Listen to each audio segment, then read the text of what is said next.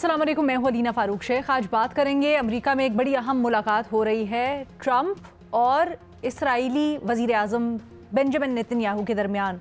अब गुज़श्ता रोज़ ये मुलाकात हुई और ये जो दौरा है पूरा का पूरा, ये इंतहाई अहमियत का हामिल इसलिए भी क्योंकि ये उम्मीद ज़ाहिर की जा रही थी, ये तवक्को ज़ाहिर की जा रही थी कि जो फ़लस्तीन का मसला है उसके लिए कोई हल निकलेगा।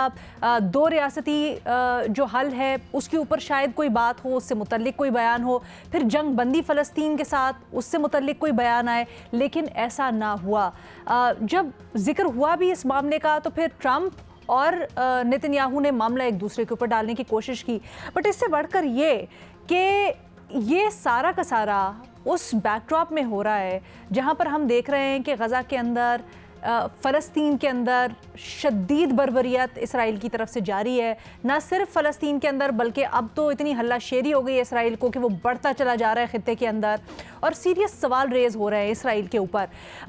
इसके साथ साथ ये ख़बर गर्दिश कर रही है जो कि बड़ी तशवीशनाक है कि इसराइली वज़ीर दिफ़ा ने कुछ सहाफ़ियों से गुफ्तगू के दौरान ये इंकशाफ किया कि उनका ये मंसूबा है, बल्कि उन्होंने हिदायत जारी कर दी है अपनी फोर्सेस को कि रफ़ा के अंदर एक ह्यूमैनिटेरियन कैंप बनाए जहां पर जो फ़लस्तीनी हैं वो जाकर महफूज मकाम पर महफूज पनाह हासिल कर सकेंगे और फिर जब फ़लस्तीनी अंदर एक दफ़ा चले गए तो फिर वो वापस बाहर नहीं आ सकेंगे। ये जो कैंप है इसकी कुछ तफसीलात भी उन्होंने शेयर की हैं और वो ये कहते हैं कि जो ह्यूमैनिटेरियन कैंप है इसके अंदर बड़ी स्क्रीनिंग के बाद जाने दिया जाएगा उन लोगों को जो जाना चाहते हैं अपेरेंटली उनके मुताबिक वॉलंटरली, और फिर उनको तहफ़्फ़ुज़ फ़राहम किया जाएगा और वो वहाँ पर अपनी ज़िंदगी आराम से गुजार सकते हैं। लेकिन इसके ऊपर जो इंटरनेशनल मीडिया है वो बड़ा स्केप्टिकल है, वो ये समझता है, वो बल्कि तशवीह देता है इस ह्यूमैनिटेरियन कैंप को, जो कंसंट्रेशन जोन्स थी हॉलोकॉस्ट के सिलसिले में आपको पता है उनसे। वो कहते हैं ये जो ह्यूमैनिटेरियन जोन्स के दावे कर रहे हैं ये एक प्लान है ह्यूमैनिटेरियन क्राइसिस की तरफ, जहां पर जो बचे कुचे फ़लस्तीनी हैं उनको जमा किया जाएगा और फिर उनके साथ खुदा न खास्ता मज़ीद नस्लकुशी हो सकती है। इस सारे के सारे मामले के ऊपर अमेरिका जिस तरह से चल रहा है उसके ऊपर इंतहाई तशवीश। एक उम्मीद जन्म ली थी जब सऊदी का दौरा किया अमरीकी सदर ने और वहाँ से कुछ स्टेटमेंट्स बाहर आईं, फिर कुछ अमरीकी जरीदों ने इस तरह की खबरें लिखी कि शायद इस बात के ऊपर तस्फिया हो सकता है या कोई हल निकल सकता है। लेकिन आज जिस तरह की मैसेजिंग मिल रही है और कुछ अरसे से जिस तरह की डेवलपमेंट्स हो रही हैं वो क्या इशारा करती हैं? क्या वो ये इशारा करती हैं कि गज़ा तनाज़े के पुरअमन हल की उम्मीद अब दम तोड़ चुकी है? अपने तज्ज़ियाकारों से यही जानते हैं, जमा खातिर ये भी कि एक तस्वीर बड़ी गर्दिश कर रही है, बड़ी वायरल हो रही है सोशल मीडिया अकाउंट्स के ऊपर। इसराइली वज़ीर आज़म और अमरीकी सदर जब वाइट हाउस के अंदर मौजूद थे तो इनकी एक तस्वीर, उसका उन्वान है फाइट फाइट फाइट। इससे क्या पैगाम लिया जाए ये भी ज़रा अपने तज्ज़ियाकारों से जानते हैं। हमें ज्वाइन कर रहे इस डिस्कशन के लिए इरशाद भट्टी साहब, महमूद सरफराज साहिबा, सलीम साफ़ी साहब, फ़खर दुरानी साहब भी हमारे साथ मौजूद हैं। सलीम साफ़ी साहब, आपसे आगाज़ करेंगे। सर, किस तरह से देख रहे हैं इस डेवलपमेंट को और ख़ास तौर पर इसराइली वज़ीर दिफ़ा ये जो ह्यूमैनिटेरियन कैंप का कॉन्सेप्ट एक सामने लेकर आए हैं और बात कर रहे हैं, आपके क्या ख्याल है? क्या अब ये समझा जाए कि फ़लस्तीन इशू बिल्कुल दम तोड़ गया है या अभी भी कोई गुंजाइश बाकी है कि इसको हल करवाया जा सकता है और फ़लस्तीनियों की उमंगों के मुताबिक? नहीं, फ़लस्तीन का इशू तो दम नहीं तोड़ सकता और ना तोड़ रहा है, बल्कि जो कुर्बानियाँ हैं उसकी वजह से फ़लस्तीन का मसला तो मंजर आम पे आ गया है और पूरी दुनिया में वो डिस्कस हो रहा है और होता रहेगा जब तक कि इज़राइल के ये मज़ालिम जारी रहेंगे। लेकिन इज़राइल के और फ़लस्तीन के क़ज़िये के फ़रीक सिर्फ डोनाल्ड ट्रंप और नेतन्याहू नहीं है। इसके फ़रीक अरब ममालिक भी है, ख़ुसूसन उसके पड़ोसी ममालिक, और बाकी अरब ममालिक भी उसको अपना फ़रीक समझते हैं। और जो हल दिया जाएगा तो ज़ाहिरी बात है कि अमेरिका और इज़राइल की तो ये कोशिश होगी कि उनको अपर हैंड मिले, और वो तो अभी तक जो इज़राइल का स्टैंड है वो तो ना गज़ा को ना मगरिबी किनारे को मुसलमानों का या फ़लस्तीनियों का अलग स्टेट तस्लीम करने को तैयार हैं। दो रियासती फार्मूला उस शक्ल में उनको भी काबिल कबूल नहीं है। लेकिन साथ अभी मुज़ाकरात का अमल भी शुरू हुआ है दोहा में, और देखते हैं कि उसका क्या नतीजा निकलता है। लेकिन ये वाला जो मामला है जो उन्होंने तजवीज़ दी है, भाई अगर करना है तो फिर सिंपल जंगबंदी करा लें और कैदियों के मामले पे बातचीत करें और जंगबंदी करा दे ताकि मज़ीद फ़लस्तीनियों का खून ना बहे। लेकिन उनके लिए अलग कैंप बनाना और उसमें उनको रखना, ज़ाहिरी बात है जिस तरह आपने इंट्रो में कहा, वो तो किसी भी वक्त तो इरादे उनके बदल सकते हैं और उसको बमबारी का निशाना बनाकर नस्लकुशी कर सकते हैं। महमल, आप बताइएगा, क्यों तवक्को बहुत की जा रही थी कि जब नेतन्याहू आएंगे अमेरिका तो इस मामले के ऊपर बात होगी, जंगबंदी या फ़लस्तीन मामले का हल क्या है, ये बात क्यों नहीं हो सकी? और वहाँ पे जनरल सेंटिमेंट क्या पाया जाता है? क्या वो जो सारी खबरें थीं कि ट्रंप बड़ा इन्वेस्टेड हैं इस इशू का हल निकालने के अंदर, वो फिर गलत थी, वो अंदाजे गलत थे? देखिए रीना, पहली चीज़ तो ये है कि जो आपका ये सवाल है कि क्या मतलब उम्मीद दम तोड़ गई है, इस तरह की चीज़, मैं आपको सच्ची बात बताऊं कि वाकई ही उम्मीदें जो हैं वो एक्चुअली कम होती जा रही हैं। और उसकी वजह ये है कि जब तक इसराइल को अमेरिका की बैकिंग हासिल है, ये इस तरीके से नहीं होगा, ये ख़त्म नहीं होगा, कोई अमन नहीं आएगा, फ़लस्तीनियों की ज़िंदगियां आसान नहीं होंगी। जिस दिन अमेरिका ये रियलाइज़ करेगा और ये एडमिट करेगा कि इज़राइल जो है वो नस्लकुशी कर रहा है, वो एक जेनोसाइडल स्टेट है, और फिर अमेरिका जो है उसके ऊपर कोई स्टैंड लेता है और इज़राइल को कहता है कि आप ये बंद करो, तो फिर ही ये चीज़ ख़त्म होगी। देखें, इज़राइल जो है वो अमेरिका की सपोर्ट के बगैर वैसे भी कुछ नहीं कर सकता। यानी आप देखें फंडिंग उसको कहाँ से आती है, वेपन्स उसको कहाँ से मिलते हैं, सपोर्ट उसको किसकी है, खित्ते के अंदर उसके जो इर्द गिर्द है वो किसके एलाइज हैं, किस मुल्क के एलाइज हैं। तो ये चीज़ें तो हमारे बिल्कुल जो है वो सामने हैं। और इसी वजह से हमने देखा है कि जिस तरीके से इज़राइल अब तक इतने लोगों को, उधर फ़लस्तीनियों को शहीद कर चुका है, वो चाहते ही नहीं है कि कोई सलूशन निकले। वो उनका एंड गोल है कि फ़लस्तीन के लोग ख़त्म हो जाएं, वो उनको ख़त्म करते हैं, यानी सफ़ा हस्ती से मिटा दें, ये उनका एंड गोल है। तो इस चीज़ को रोकने के लिए अमेरिका को अपना किरदार ज़रूर अदा करना चाहिए। लेकिन ये हमने देखा कि हमें ये बिल्कुल ये बातें हो रही थी कि जब ट्रंप आएंगे तो वो कुछ जंग बंदी कराएंगे।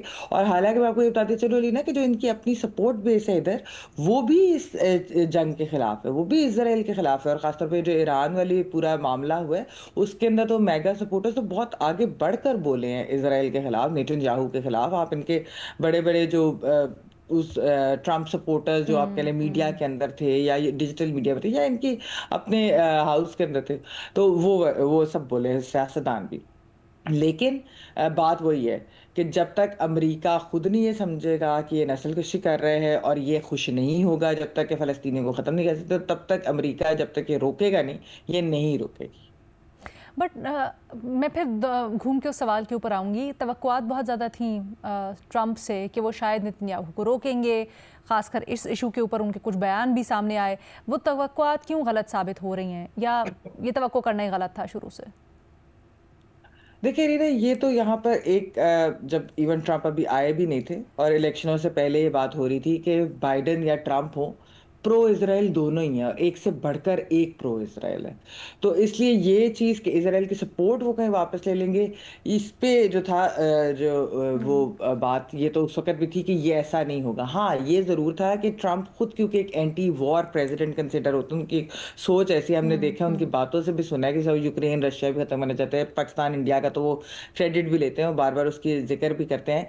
लेकिन ईरान इसराइल की जिस तरह जंग हुई उसके अंदर फिर भी अमेरिका ने तो बमबारी भी कर दी और ये भी बंद कराने में अभी तक कामयाब नहीं हुए। मेरे ख्याल में मैंने जैसे कहा कि अभी तक उनका इरादा नहीं है ये बंद कराने का, ऐसा नहीं है कि वो बंद करा नहीं सकते। ये नहीं हो सकता कि अगर अमेरिकी सदर चाहे तो वो बंद ना करा सके, क्योंकि इसराइल डिपेंड ही अमेरिका के ऊपर करता है। वैसे हमने बड़ी दफ़ा देखा है, बल्कि ईरान की उसमें हमने देखा कि इसराइल किए जा रहा था और कई दफ़ा ये खबरें आ रही थी कि अमेरिका उस तरह से नहीं चाहता उसको सपोर्ट करना और वो नहीं चाहता वो इतना आगे बढ़े, बट फिर भी उसने रोक जाके ये किया। इरशाद भट्टी साहब, आपकी क्या राय है, इससे क्या पैगाम लिया जाए? क्या फ़लस्तीन का इशू के पुरअमन हल का अब कम हो गया है ख्वाब, या वीक हो गया है ख्वाब? ये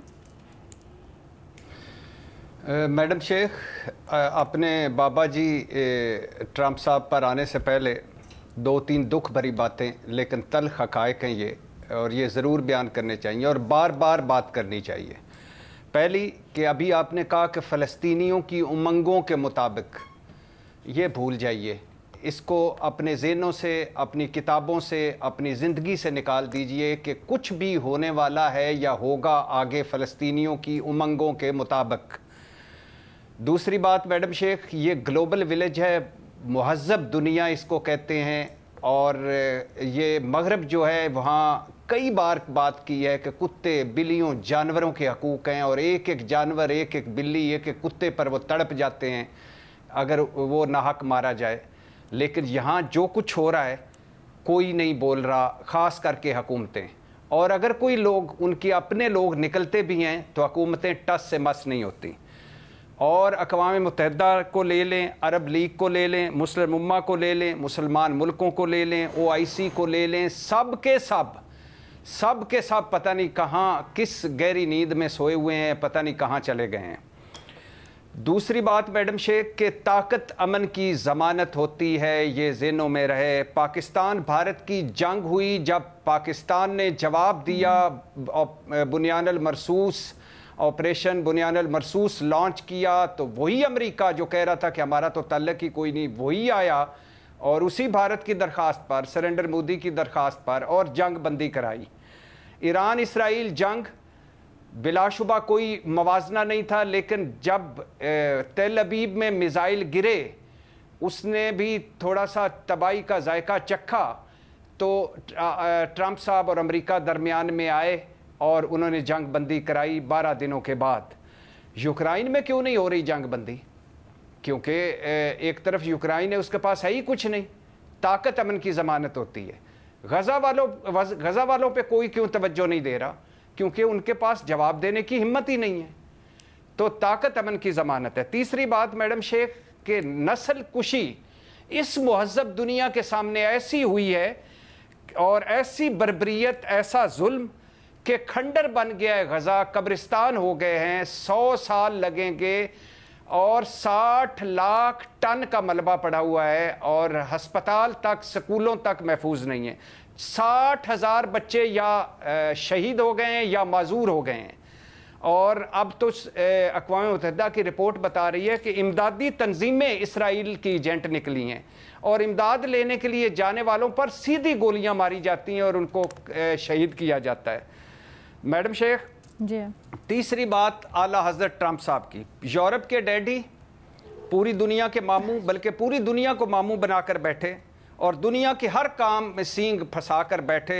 मेरे बाबा जी अल मारूफ डोनाल्ड ट्रंप जी 12 मरतबा कह चुके हैं कि बस गज़ा मामले पर अच्छी खबर सुनाने वाला हूँ। ये वही ट्रंप साहब हैं जो कल गज़ा में सारों को निकाल कर वहाँ एक जदीद शहर बसाना चाहते थे, लेकिन फिर अभी उनको कोई आया, उन्होंने कहा कि नहीं। अभी कल ही फरमा रहे थे कि बस इसी हफ्ते गज़ा इसराइल जंग बंदी हो जाएगी, मुआहदा हो जाएगा। अभी कल ही फरमा रहे थे कि यूक्रेन मसला, गज़ा और गज़ा मामला मैं ही हल कराऊंगा। और मैडम शेख तेल अबीब में और इसराइल के 3 बड़े शहरों में बड़े बड़े बिल बोर्ड्स भी लग गए, जिसमें बाबा जी, मेरे बाबा जी की तस्वीर है, नेतन्याहू की तस्वीर है, बाकी अरब ममालिक के सरबराहों की तस्वीर है। और अमेरिका और इसराइली ज़राए बता रहे थे कि एक फार्मूला तय पा रहा है कि हमास को जलावतन कर दिया जाएगा, वो गज़ा वाले जो छोड़ कर जाना चाहते हैं या वहाँ नहीं रहना चाहते उनको अरब ममालिक में बसाया जाएगा, और जो गज़ा का कंट्रोल 4 अरब ममालिक को दिया जाएगा और जंग बंदी हो जाएगी।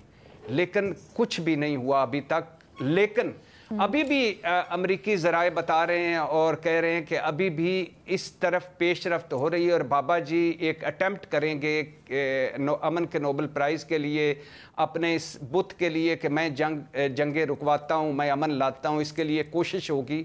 मगर वो जो कोशिश होगी उसमें फ़लस्तीनी उमंगों या गज़ा वालों की बेहतरी के लिए नहीं होगी। वो इसराइल और अमेरिका का एक अपना फार्मूला होगा, जिसके पीछे सुना एक आध अरब मुल्क के अलावा सारे उसके पीछे खड़े हैं। और फिर उसके बाद उस अगर मुआहदे के बाद एक लाइन लगेगी, अगर वो किसी हतमी मराइल की तरफ बढ़ा इसराइल को तस्लीम करने के लिए। तो बात यह है मैडम शेख, आखिरी 2 जुमले के ताकत अमन की ज़मानत होती है, और जो कमज़ोर है उसके साथ कोई खड़ा नहीं होता, और जो कुछ भी होगा उसमें गज़ा की बेहतरी नहीं होगी। ठीक है, फ़खर दुरानी साहब आपकी क्या राय है? भट्टी साहब ने बड़ी तफसीलन बताया, लेकिन दोहा में मुज़ाकरात भी हो रहे हैं और उससे कुछ उम्मीदें भी वाबस्ता हैं। क्या आपको लगता है उससे अभी भी तवक्कुआत रखना उन मुआहिदों से, उन मुज़ाकरात से दुरुस्त है, और अमरीका का इसके ऊपर खामोशी की वजह क्या है? शुक्रिया लीना। पहली बात तो ये है कि ये जो डेडलॉक है, जो सदर ट्रंप का एक्सपेक्टेड था कि नेतन्याहू का जो दौरा अमेरिका है उसमें 2 रियासती फार्मूले के हवाले से कोई अग्रीमेंट पे ये पहुंच जाएंगे और कोई ऐलान करेंगे 2 रियासतों के हवाले से, वो नहीं हुआ। उसकी जो वजूहात हैं वो क्या हैं, जो इसराइली और इंटरनेशनल मीडिया इस टाइम रिपोर्ट कर रहा है, 2 बुनियादी वजूहात हैं जिसकी वजह से ये डेडलॉक पैदा हो रहा है। और वो 2 वजूहात ये हैं कि पहला, जो इसराइल की तरफ से ये शर्त है कि वो गज़ा के अंदर IDF जो इजरायली डिफेंस फोर्सेस हैं वो उनकी प्रेजेंस कुछ अरसे तक रखेंगे वहाँ पे। इसके ऊपर जो फ़लस्तीनी हुकाम हैं और जो नेगोशिएटर्स हैं वो एतराज़ कर रहे हैं कि गज़ा के ऊपर जो इसराइली फोर्सेस नहीं रहनी चाहिए। एक इसके ऊपर डेडलॉक है, और दूसरा है जो ह्यूमैनिटेरियन जो एड के हवाले से ये इसराइल की तरफ से है कि वो एक जो उन्होंने गज़ा ह्यूमैनिटेरियन फाउंडेशन बनाई हुई है, जो कि इसराइली जो एक ऑर्गेनाइजेशन है, उसके तहत ये एतराज़ किया जा रहा है कि उसकी बजाय UN जो ह्यूमैनिटेरियन एड का जो एक प्रॉपर नेटवर्क और उसके तहत वो किया जाए अक़वाम मुत्तहिदा के तहत। ये 2 बुनियादी वजूहात हैं जिसकी वजह से ये जो नेगोशिएशन है उसके ऊपर डेडलॉक पैदा हुआ है। आज जो कतर, इसके हवाले से जो कतरी हुकाम है और जो कतर की फॉरेन मिनिस्ट्री के जो स्पोक्स पर्सन हैं, उन्होंने इस हवाले से ये कहा है कि एक माइनर सी हमारी जो है वो कुछ वजूहात हैं जिसकी वजह से ये अभी तक हम एग्रीमेंट पे नहीं पहुंच सके, लेकिन ये बहुत जल्दी रिजॉल्व हो जाएगा। और उसके बाद साथ साथ ये भी रिपोर्ट किया जा रहा है इंटरनेशनल मीडिया के ऊपर कि ट्रंप ने जो नेगोशिएटर्स हैं उनको ये इन्फॉर्म कर दिया गया है कि इस हफ्ते तक सदर ट्रंप कोई एग्रीमेंट चाहते हैं, इसलिए इस हफ्ते में ही इस मामले को रिजॉल्व कर लिया जाए। और इसके लिए जो 2 रियासती फार्मूले के हवाले से कोई ना कोई सदर ट्रंप ऐलान करना चाहते हैं, और वजह उसकी वही है, नोबेल पीस प्राइज़ के लिए ट्रंप ये चाहते हैं कि इसको भी उसमें ऐड किया जाए।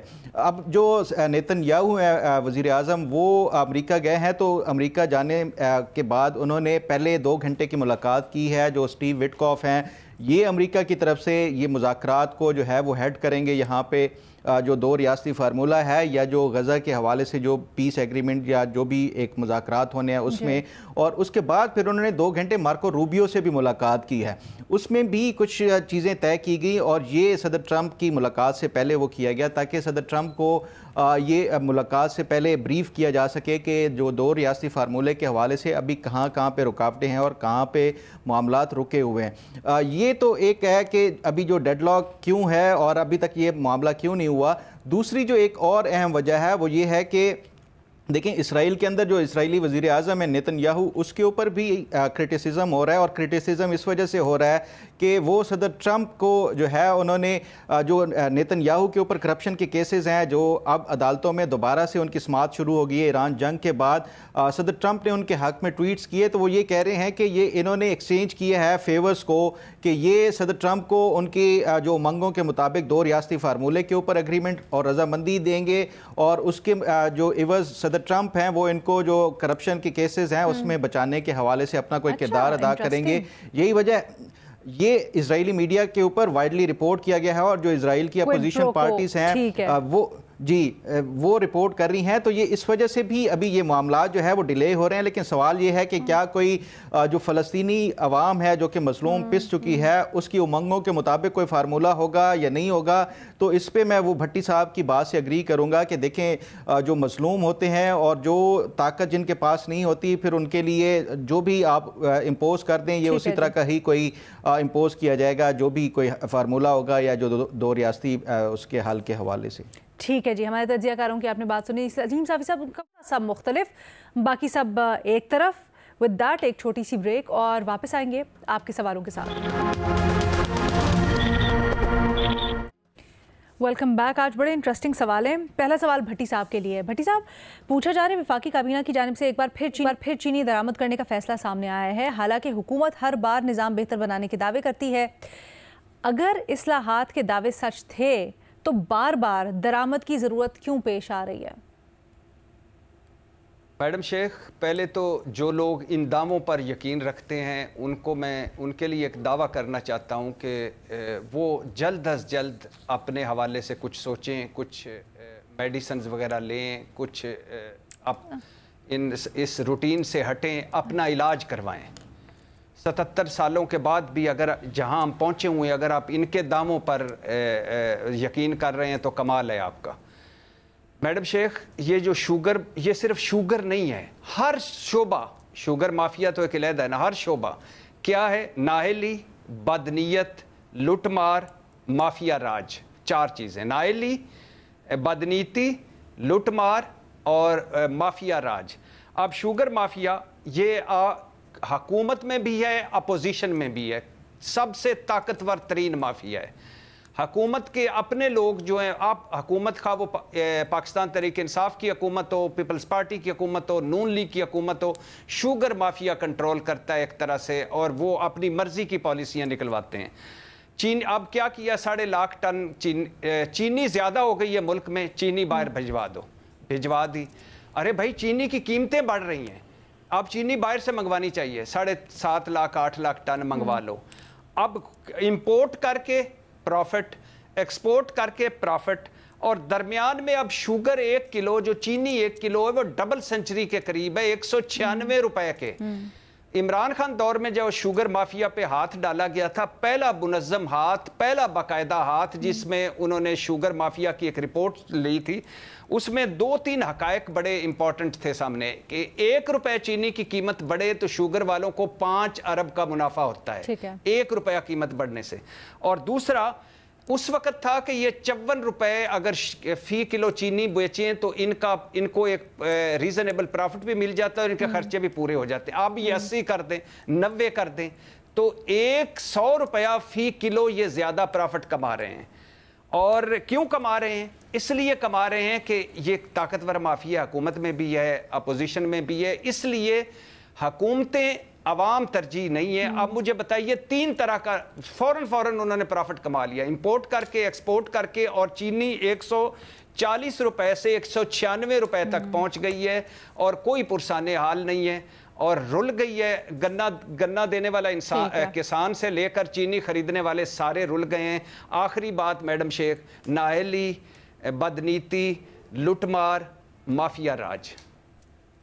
शुक्रिया भट्टी साहब। साफ़ी साहब, आपके लिए सवाल भेजा गया है कि रूस की जानिब से तालिबान हुकूमत को बाज़ाब्ता तौर पर तस्लीम किए जाने के बाद क्या ये इक़दाम खित्ते में ताकत के तवाज़ुन को तब्दील करेगा, पाकिस्तान पर कैसे असरअंदाज होगा? सर, इसकी ज़रा हमें अहमियत भी समझाइएगा, क्या है? ज़ाहिरी बात है, रूस इस खित्ते का एक अहम मुल्क है, और उसने अगर तालिबान की हुकूमत को तस्लीम किया है तो ये उनके लिए एक बड़ी तक़वियत वाली बात है। और अब तालिबान की हुकूमत एक हकीकत है, तो मैं समझता हूँ कि खित्ते के दीगर ममालिक को भी इसको तस्लीम कर लेना चाहिए, उनकी हुकूमत को। अमलन देखें क्या है, क्या तालिबान की हुकूमत 1.5 साल में ख़त्म हो जाएगी? नहीं। क्या तालिबान की हुकूमत के साथ ये मुख्तलिफ ममालिक लेन देन कर रहे हैं या नहीं? बिल्कुल कर रहे हैं। कोई मुल्क ऐसा नहीं है जो कि उनके साथ लेन देन ना कर रहा हो। तो जब लेन देन उनके साथ मजबूरी है और वो करना ज़रूरी भी इसलिए है कि दुनिया का इंटरेक्शन होगा तो वो तालिबान से अपनी कुछ बात मनवा सकेंगे। लेकिन अगर आप उनको आइसोलेशन की तरफ धकेलेंगे तो फिर वो अपने नज़रियात में मज़ीद सख्ती लाएंगे। इसलिए मैं तो समझता हूँ कि रीजन के दीगर ममालिक को भी मिल के तालिबान की हुकूमत को तस्लीम कर लेना चाहिए। ठीक है सलीम साफ़ी साहब, बहुत शुक्रिया इस राय के लिए। क्योंकि अगला सवाल हमने खैबर पख्तूनख्वा से मुतल्लिक करना है, वो जो कमेटियाँ कायम हुई हैं इसके ऊपर बड़ा इतराज़ भी किया जा रहा है। तो साफ़ी साहब, मैं आपसे रिक्वेस्ट करूँगी हमारे साथ ही रहिएगा, हम चाहेंगे आपकी भी इसके ऊपर एक्सपर्टीज़ हैं तो आपकी राय शामिल हो। एक छोटी सी उससे पहले ब्रेक लेते हैं, ब्रेक से वापस आएंगे और फिर 2 बड़े ही अहम सवाल, एक तो मेरे दिल के बड़े करीब है। After break welcome back. आप लोगों ने जो सवाल भेजे अपने तजियाकारों के सामने वो रख रहे हैं और उनकी राय जान रहे हैं।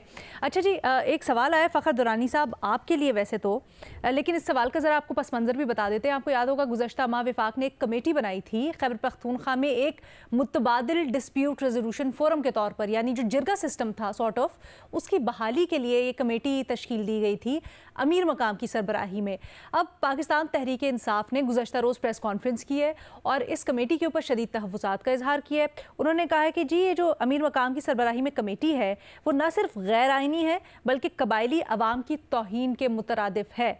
सवाल ये है कि क्या वाकई ये कमेटी सूबाई खुद मुख्तारी के खिलाफ इकदाम है? फ़खर पहले आप जवाब दें, फिर मैं चाहूँगी सलीम साफ़ी साहब से भी उनकी राय लें। बहुत शुक्रिया अलीना। देखें, ये जो क्रिटिसिज्म और जो सवालात उठाए जा रहे हैं इस जो जिरगा रिफॉर्म्स कमेटी है इसके ऊपर, इसकी जो बुनियाद है ये कुछ सियासतदानों ने और कुछ सहाफ़ियों ने ये इंकशाफ किया कि ये जो जिरगा रिफॉर्म्स कमेटी है दरअसल ये एक आगाज़ है 27वीं आइनी तरमीम में ये अंडू किया जाना है जो फाटा का मर्जर है खैबर पख्तूनख्वा के साथ, उसकी वजह से ये सारा काम किया जा रहा है। और उस बुनियाद के ऊपर ही ये पीटीआई की तरफ से ये इसके ऊपर ना सिर्फ ये कि क्रिटिसाइज़ किया जा रहा है और ये कहा जा रहा है कि सूबाई खुद मुख्तारी को ये एक जो है वो कर्ब करने के लिए वो किया गया है। इस हवाले से आज मैंने जो है वो कामरान मुर्तज़ा साहब से बात की और उनसे पूछा कि आपकी ही जमात के एक जो है वो रहनुमा ने जो हाफिज़ हम्दुल्ला साहब थे, उन्होंने भी ये दावा किया था कि ये फाटा मर्जर को अंडू करने के लिए वो किया जा रहा है। तो क्या कोई इस तरह की बातें चल रही हैं, हुकूमत की तरफ से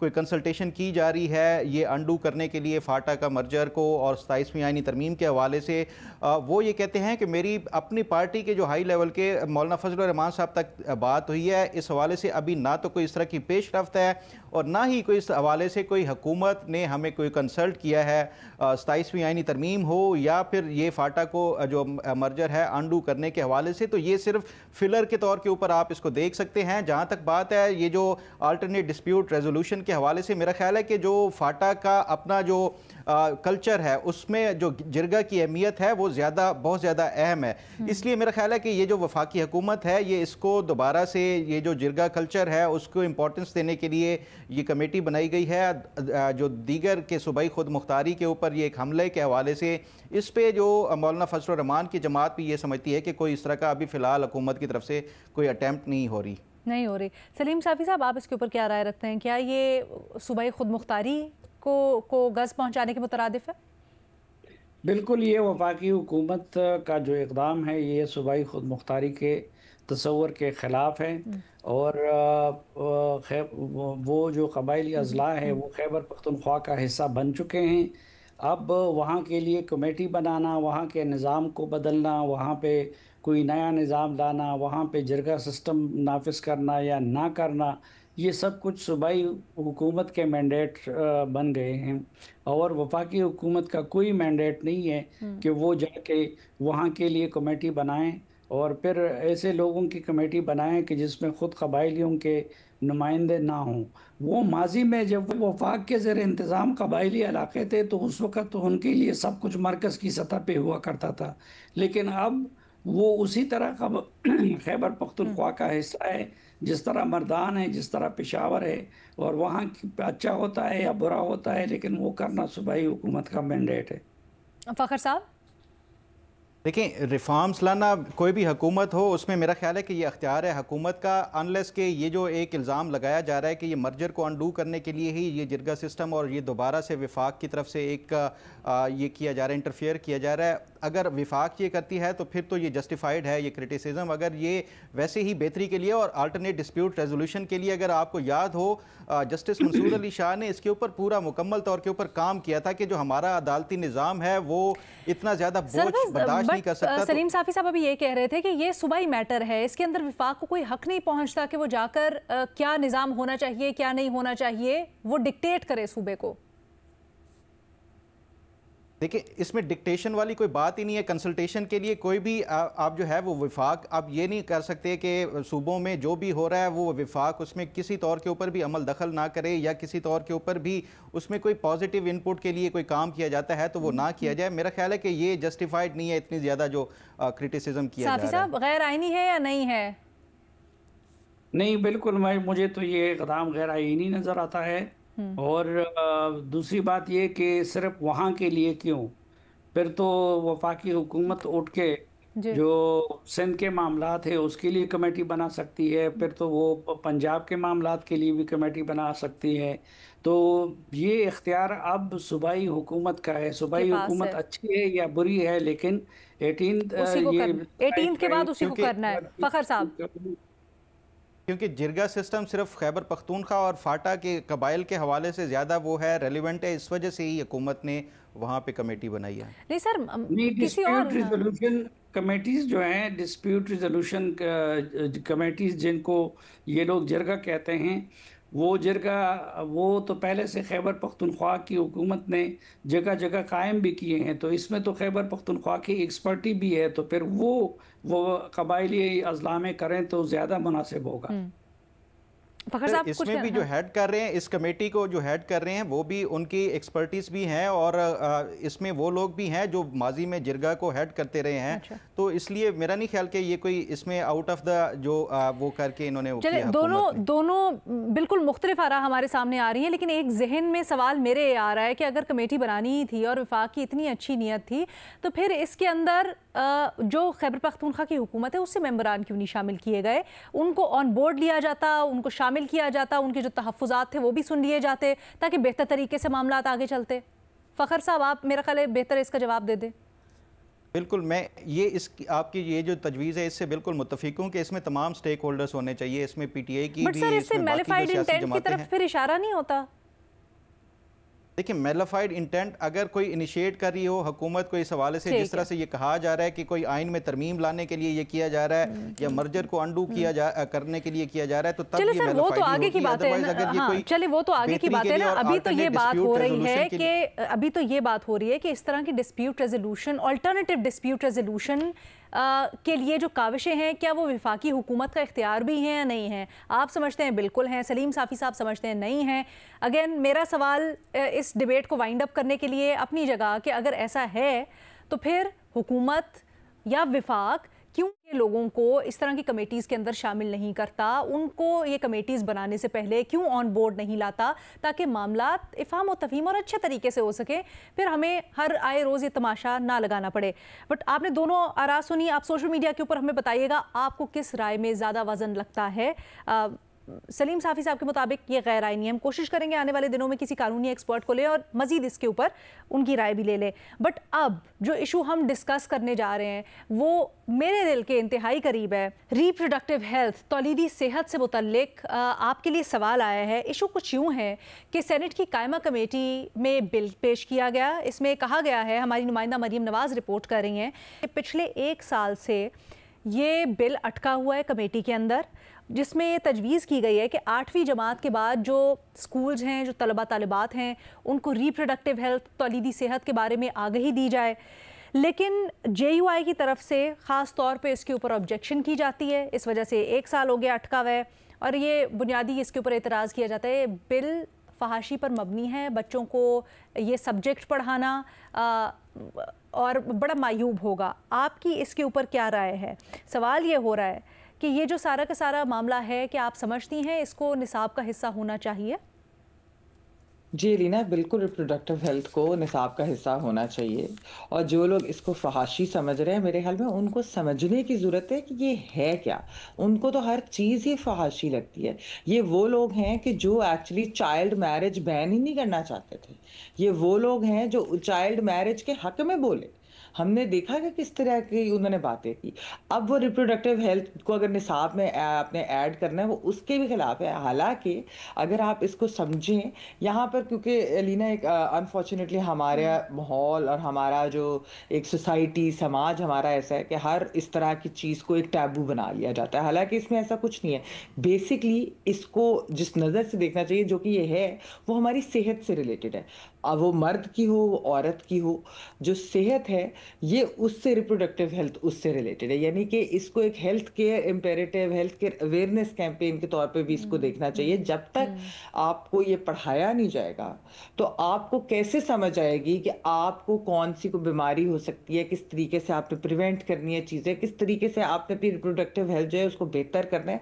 यहाँ पर तो इतना लीना मसला हो जाता है कि शादीशुदा लोग भी जो हैं वो डॉक्टर्स के पास नहीं जाते बीमारियों के बावजूद। उनको पता, वो एक शर्म झिझक, ये जो सारा एक हमने बनाया हुआ है कि हम ये बात डिस्कस ही नहीं कर सकते, बहुत ही एक प्राइवेट सी चीज़ है या फला कोई मसला हो रहा है, ये नहीं होना चाहिए।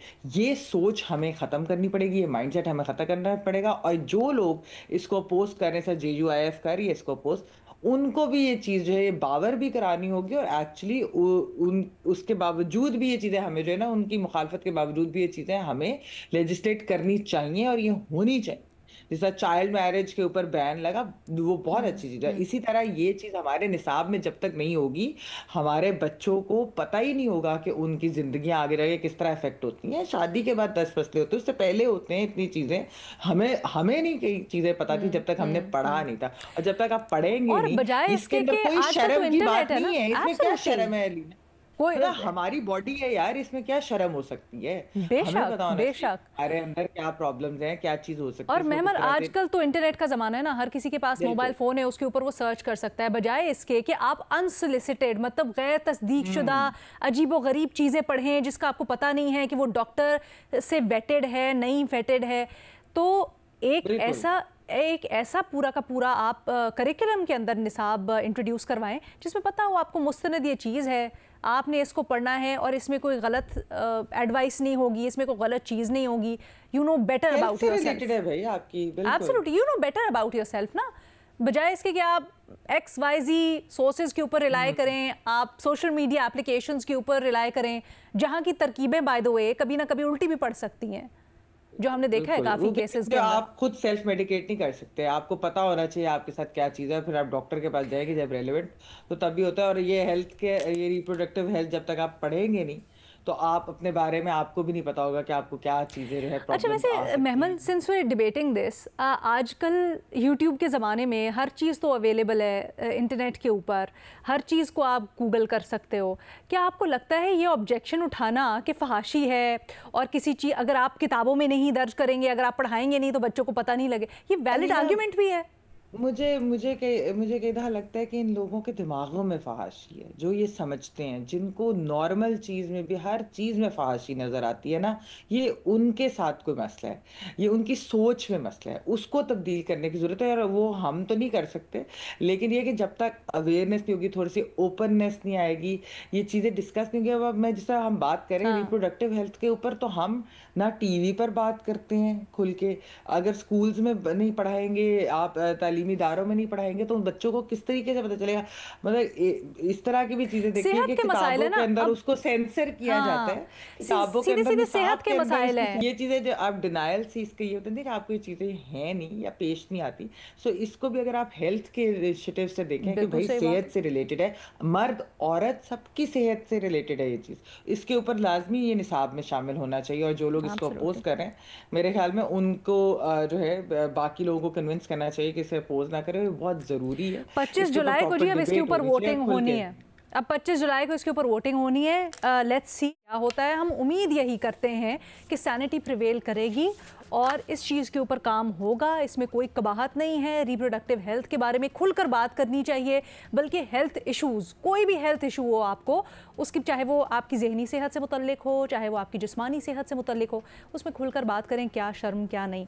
ये फजूल के टैबूज़ के ऊपर ना आप चलें अब भी। It's 2025. Allah Hafiz.